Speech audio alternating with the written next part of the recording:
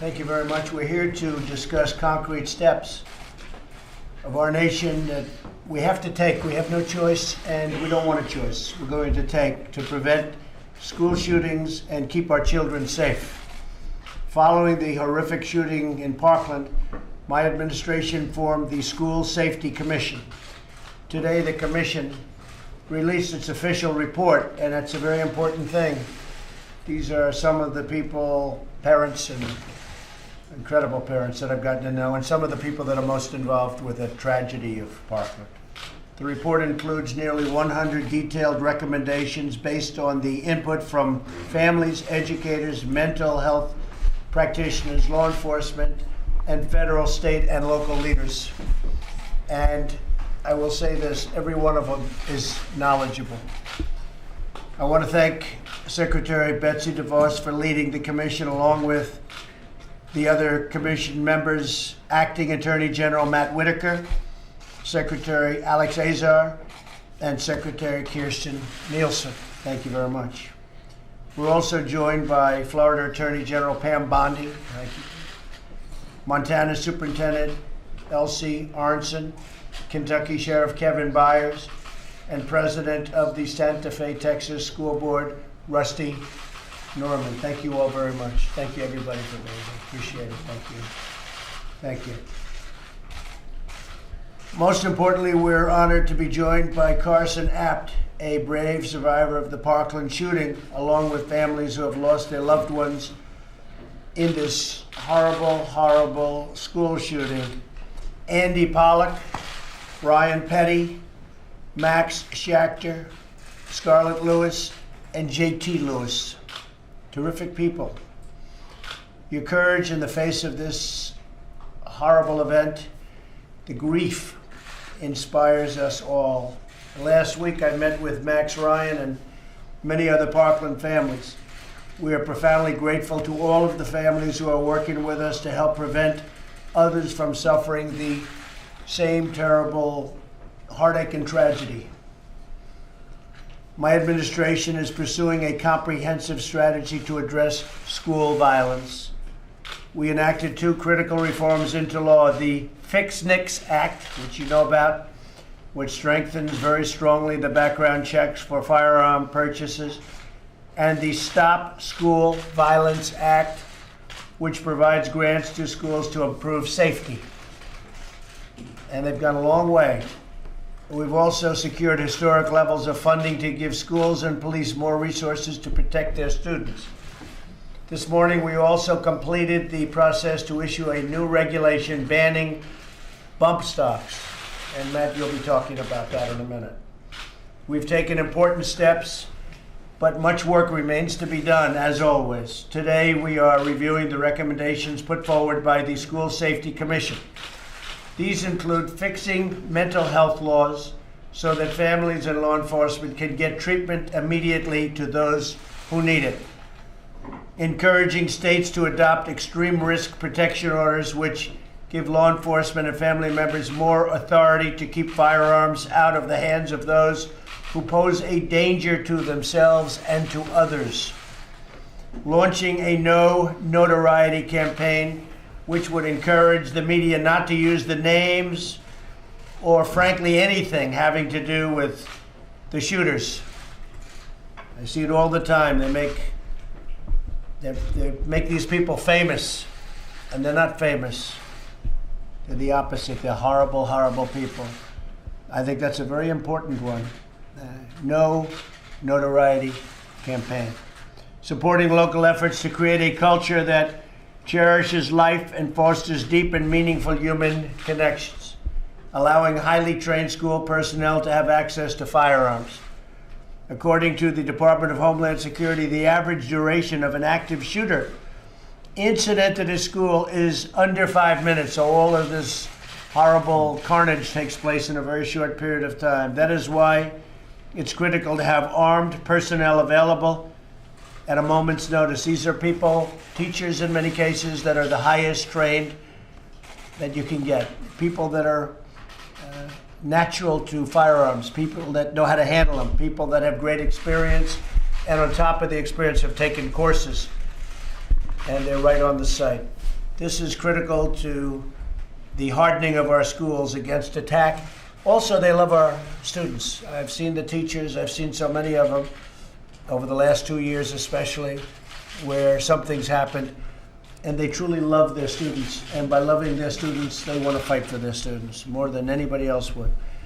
But for any strategy to succeed, there must be accountability to all levels of government, and we must ensure communities can respond quickly and decisively to warning signs, stopping tragedy before it strikes. And that's obviously our number one goal, stopping it before it ever happens. I look forward to discussion today, and we're going to have a big discussion. You can stay around if you want for a little while.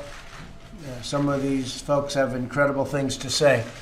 Incredible ideas. We couldn't have had the ideas that they have as parents and as loved ones.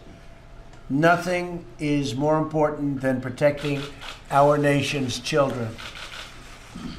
So with that, I'd like to just ask Betsy to say a few words. And Matt, you're going to talk about bump stocks, and we'll go around and talk to some of the folks. Please, Betsy. Thank you, Mr. President. After the tragedy in Parkland, Florida, you took swift action. No parent should fear for their child's life when they go to school, and no student or teacher should ever have to worry about their safety at school. Sadly, incidents of school violence are too common, and too many families and communities have faced these horrible challenges. But Americans have never shied away from challenges, nor have we cowered when evil manifests itself. Mr. President, you showed leadership by promptly convening students, families, and educators to have honest dialogues about school violence. And when you asked me to chair the Federal Commission on School Safety, you rightly insisted that our nation must come together to address the underlying issues that foster a culture of violence. You noted that we cannot keep our children safe by looking at only one aspect of a much larger problem. Today, we present our completed report, and I want to thank my fellow commissioners and their staffs for all of the great work that was done on this report. The report addresses a holistic view of school safety based on the insights, experiences, and expertise of many individuals. Our recommendations can assist states and local communities. Ultimately, governors and state legislators should work with school leaders, teachers, parents, and students to address their own unique challenges and develop their own specific solutions. How schools and communities consider these recommendations will vary. Their approach should start by fostering a positive climate and a culture of connectedness. This report highlights social and emotional learning and a number of other recommendations that policymakers should explore. But let's remember, local problems need local solutions. Ultimately, the recommendations do not and cannot supplant the incomparable role that families play in the lives of children and in our culture. To the families of Meadow, of Elena, of Jesse, and of Alex, and of the other families not here today, we hope the actions that come out of this commission's work will spare other families future tragedies and grief. Thank you, Mr. President. Appreciate it. Sir, under your strong leadership, the Department of Justice has prosecuted more gun crimes this year than ever before. And in addition, today we faithfully followed your leadership by making clear that bump stocks, which turn semi-automatic weapons into machine guns, are illegal. We all remember what happened in Las Vegas on October 1st, and I don't have to recount that horrific day. But the shooter that day used a bump stock to accelerate the carnage that was inflicted. The final rule that was signed today, the Department of Justice clarified that bump stock type devices are machine guns and are prohibited by federal law. And anyone possessing these bump stock devices have about 90 days to either destroy them or turn them into an ATF field office before this rule becomes final and is enforced. So I think that's a big victory for your administration, sir. And then briefly on school safety and DOJ's role, we participated in all of the events and all the field visits. We specifically worked on issues like the extreme risk protection orders, the ERPO that you mentioned. We've made improvements to the FBI tip line that I know some of the parents were concerned about coming out of the Parkland shooting. We continue to provide crisis and emergency training for law enforcement, and we will continue to do that. And we looked at the issue of age restrictions on firearms, and we just did not have any existing evidence-based research that suggests that would make a difference, but we're going to continue to sponsor and fund research so that we can get an answer to that question. And the bump stock, so you have to go through a statutory period. And once you go through that period, that's going to be the end So of bump there's a stocks. 90-day grace period Right. that this about March 21st is when they will finally become unlawful to possess. Good. Good. And that took a lot of legal work and good legal work. Thank You you. know, and the other thing on the bump stock, sir, that you should know is we received 186,000 comments as part of our rulemaking. Most of them were positive comments, but we had to sift through all of them and make sure that our rulemaking was done the right way and that we considered all those When you comments. say positive in that. Positive, they supported the action that your administration took today. Okay, good. That's very good. Thank you very much. Pam? President, thank you for caring. You always care so much about our kids and our kids' safety, and that means so much to this country. I went to assist in Nevada after that shooting, saw the carnage. Meadows' brother, Hunter, is my intern, and I was with Max since that night it happened. I'll never forget that, Max, and all these great families who you've listened to and cared so much about. You're saving so many lives, and Secretary and the entire commission. Thank you. Thank you very much. I appreciate it. Good job you did. Great job in Florida. Thank you. What about it, Max? I want to thank you, Mr. President. Ever since Alex was murdered, I've been traveling this country to see what schools are doing it well and are making our schools safe. And I come to the conclusion that a lot of schools just don't know how to make them safe. Schools are focused on educating our children, and now they're forced with having to be security experts.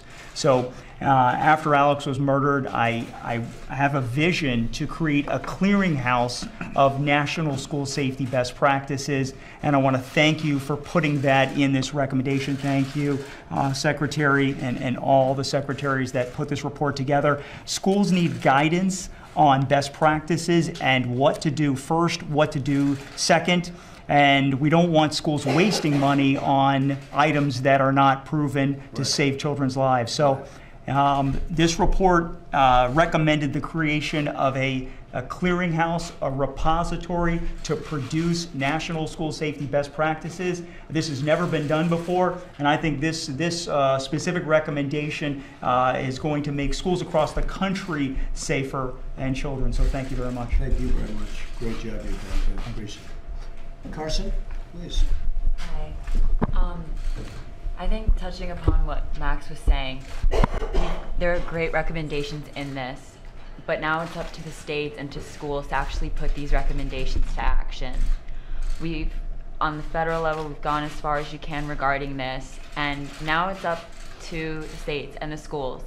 And there are a wide variety of recommendations, and while all of them are helpful, only one may be needed to change a school or to save someone's life.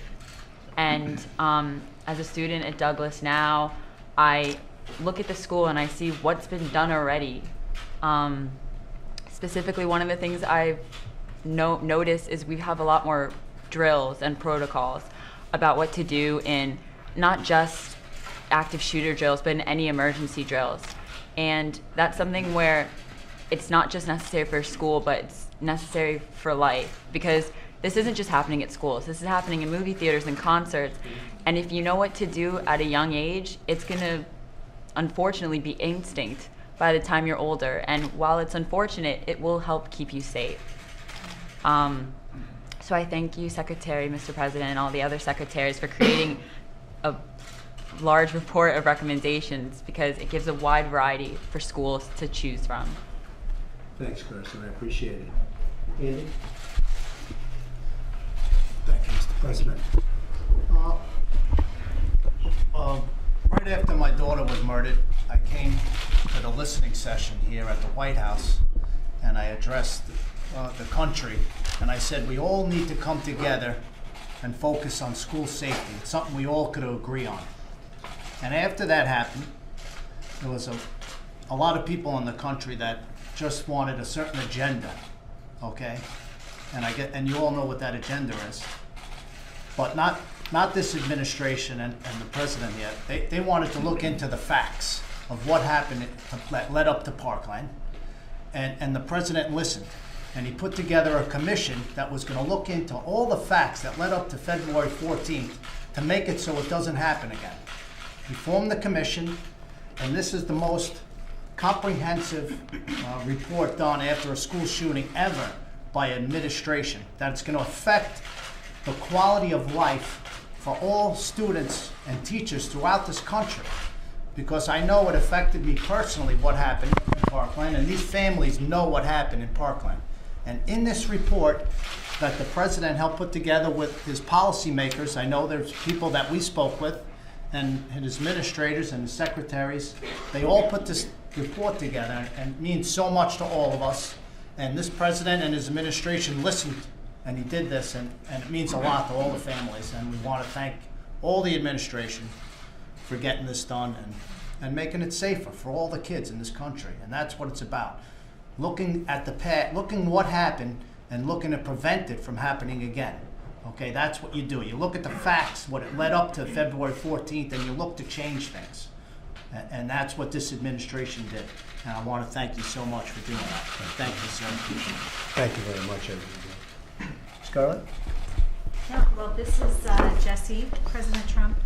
And Jesse actually stood up to the shooter when he came into his first grade classroom at Sandy Hook. And his brave actions saved 9 of his classmates' lives before losing his own. And I wanted to talk about that courage today, especially because I think that I want to thank you for your courage, Betsy, for your courage. You really listened. When I opened the report, the number one thing in the report was proactive prevention and social emotional learning. That's what I've been focusing on in the Jesse Lewis Choose Love movement since day one, cultivating safety from the inside out of a child. External safety measures are so incredibly important, but equally as important is teaching kids how to manage their emotions, giving them skills and tools for resilience, teaching them how to have healthy connections. Connection is love. That's cultivating safety from the inside out. You've got that in this report. This is the first administration to do that, and I want to thank you for your courage. Thank you very much. I appreciate it. Thank you. Secretary? Well, Secretary, thank you for creating the commission. Thank you for your leadership. I want to thank Secretary DeVos for all her hard work and that of her team and my other commissioners.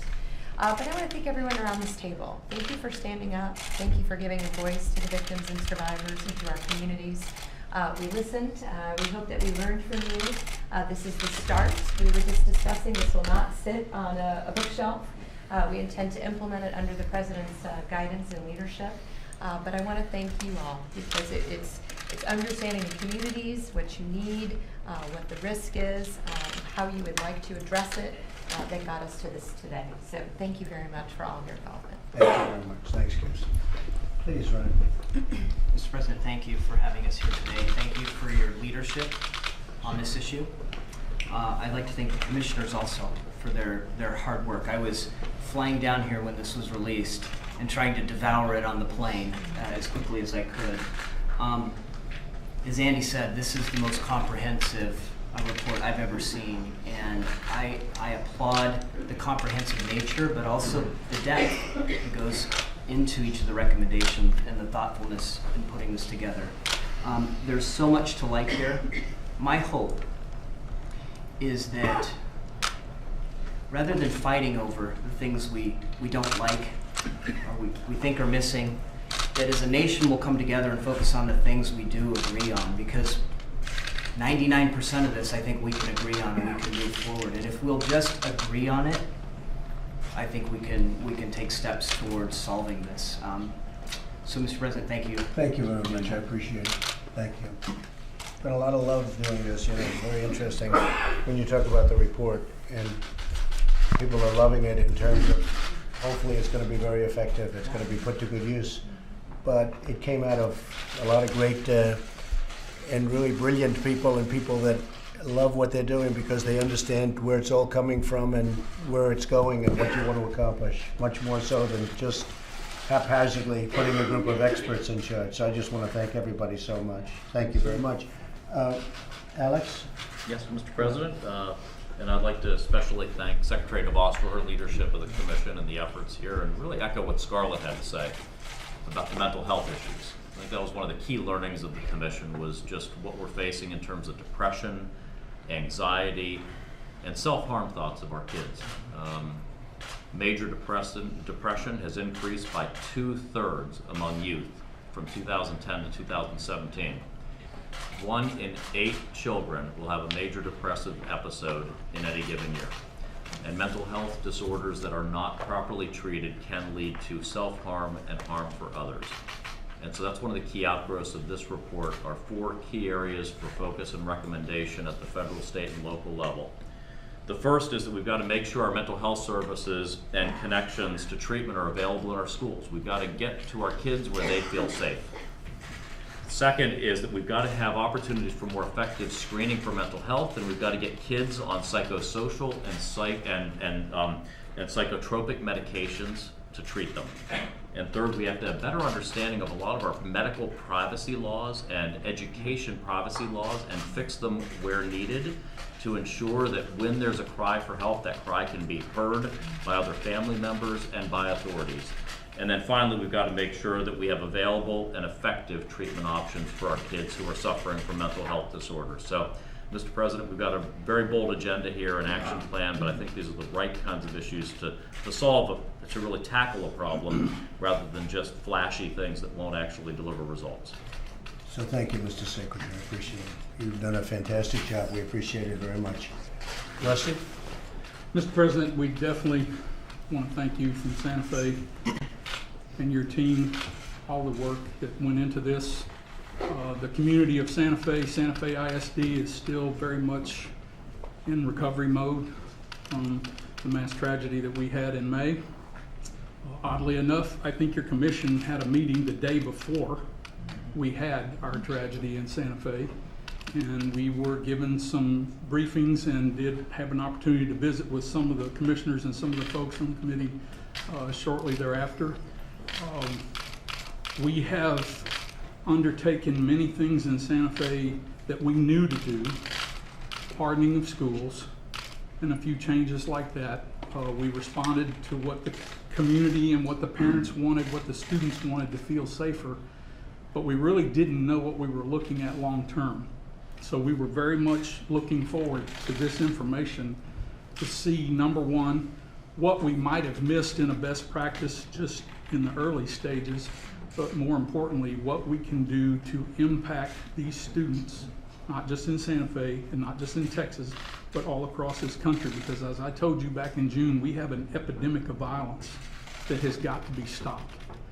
And when you have high school students tell you that it's just the world we live in, that has to change. And I think that this will be a great step to start that way. Previous administrations have tried to do things, but I have great faith in this one is going to actually go the distance to make things really happen. Thank you very much, Rusty. I appreciate it. JT? Sure. Thank you for having us. Thank you. Thank you, JT. I just want to say, since I lost my brother at Sandy Hook, and this is my mom, by the way. I know. It's been 19 years since Columbine, 11 years since Virginia Tech, and 6 years on Friday since Sandy Hook.